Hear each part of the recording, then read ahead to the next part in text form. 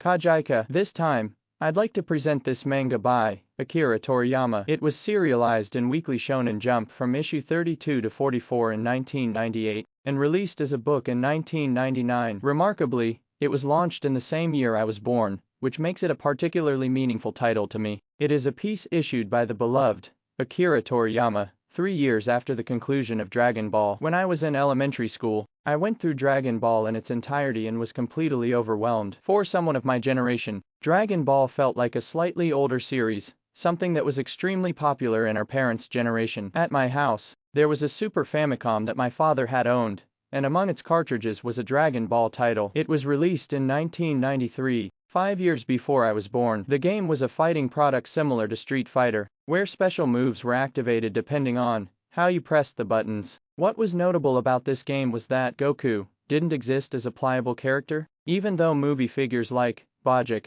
and Zanya were included. If you entered a hidden command on the title screen, Broly would murmur Kakarot, and then Goku and Broly would appear as playable characters. At the time, I hadn't reviewed the Dragon Ball manga yet, so I didn't even recognize Goku as the protagonist. I simply considered them two blonde, secret characters. In short, to me, back then, Dragon Ball was nothing more than the manga adaptation of an old game my father had played as a child.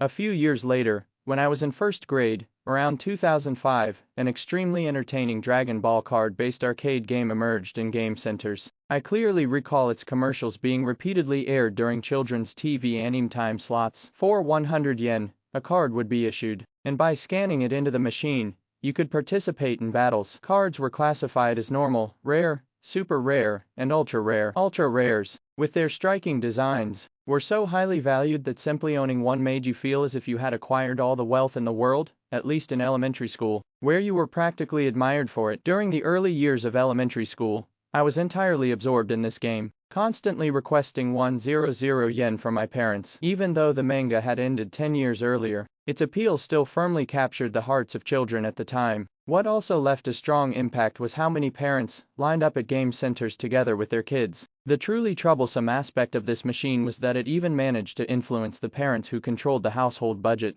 With all of this as context, I received what could be described as an elite Dragon Ball upbringing, and eventually began collecting the manga volumes. Back then, the policy was that I could purchase just one volume whenever I went to the bookstore. Since I didn't visit bookstores very often, it took a long time to collect all the volumes of Dragon Ball, which is nearly as many volumes as there are prefectures in Japan.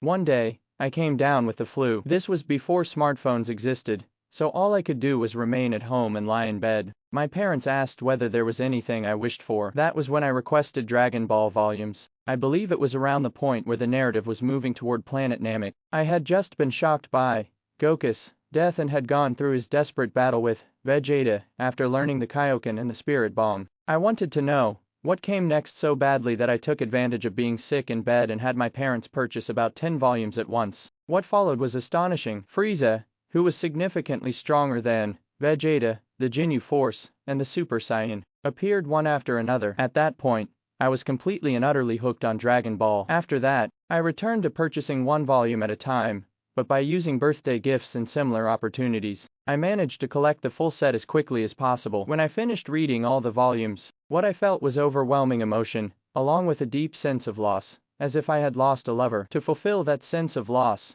even at a young age, I searched around and eventually came across the manga I am introducing today, Kajika. At the time, there were no smartphones. We did have a computer, but I barely used it. How exactly I came across this work is something I honestly don't recall, since it was nearly 20 years ago and I was very young. But once I learned of its existence, I ran straight to my neighborhood bookstore. Unfortunately, Kajika wasn't there. It turned out that it was already out of print, with little chance of appearing on store shelves again. Even so, as an elementary school student, I negotiated with the store clerk and managed to have it ordered for me. The satisfaction I felt when I returned a week later and received the book was incomparable. This book began its serialization in the year I was born, so to speak. Though it is only one volume long, it is packed with Dragon Ball-ism. After finishing Dragon Ball and feeling that empty space in my heart, Kajika gently filled it. One of the most notable aspects of this work is its characters. The protagonist is a boy with sharp fox-like ears and a fox's tail. His face resembles Goku, with longer hair, but overall he has a very appealing appearance. And above all, the tail. Goku also had a tail when he was a child, but it was removed by Kami. As a result, Goku's tail never returned. In Dragon Ball, the tail functions as both a weakness and an ultimate weapon. However, as Goku acquired stronger techniques, the tail and the great ape disappeared for narrative reasons. Still, the tail itself remains extremely charming. Kajika, too, has a fox tail, and it is equally appealing. Kajika's tail is the result of a curse placed on him by a fox he accidentally killed as a child. To break the curse and return to being human, he must save 1,000 living beings. During this journey, he encounters a girl named Heya, who is being chased by villains. She serves as the heroine, but there is no romance. Instead, the story adopts a comedic tone, as she half-tricks Kajika into taking care of a dragon's egg. Kajika is extremely strong, and by using martial arts along with a technique called Shufu, he instantly defeats villains who resemble the Red Ribbon Army. After defeating them, he uses a mysterious technique that removes the evil from their hearts. This once again reflects the Dragon Ball philosophy. Rather than simply defeating enemies, Dragon Ball often allows them to become allies, or reappear in new forms. This approach seems deeply connected to Akira Toriyama's worldview. These villains act under the orders of their boss, Jibachi, who is attempting to steal the dragon's egg. Jibachi believes a legend stating that drinking the blood of a baby dragon grants immortality. He speaks in an effeminate tone, and is an exceptionally charming character, strongly reminiscent of Frieza. After failing to steal the egg, a subordinate casually reports the failure to Jibachi. Because his heart has already been purified by Kajika, he even praises Kajika, only to be killed as a result. Enraged, Jibachi sends a new assassin, Isaza. Isaza is a cool rival character, who turns out to belong to the same clan as Kajika, much like Vegeta. In the battle between them, Isaza dominates from start to finish. However, Kajika's true power is being suppressed by his curse, preventing him from fighting at full strength. After the egg is stolen, another standout character appears, Danko. Danko lacks combat ability, but his speed is incredible, even faster than Kajika's. With his comedic design, he is strongly reminiscent of early Krillin. With Danko's assistance, Kajika manages to recover the egg, but I will stop here. Please read the rest for yourself. Despite being a single-volume story, Kajika contains memorable characters, a rich world, intense battles, comedy, rivals, allies, villains, and the protagonist's awakening. For Dragon Ball fans, the recurring Dragon Ball-ism throughout the story is especially satisfying. When you finish reading it, you are left with the refreshing feeling of having just watched a movie. And with that, the first manga I have introduced is Kajika. Please look forward to the next story.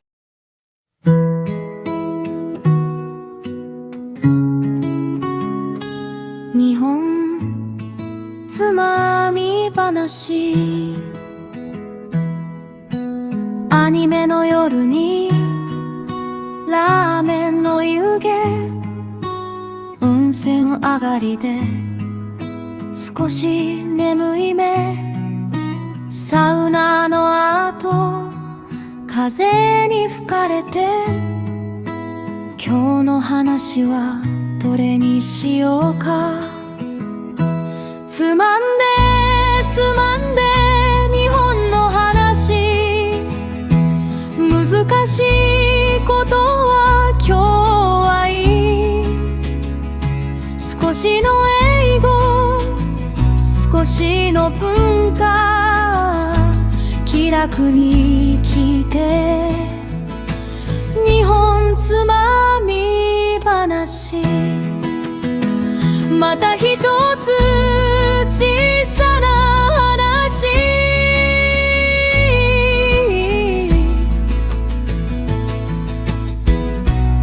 日本つまみ話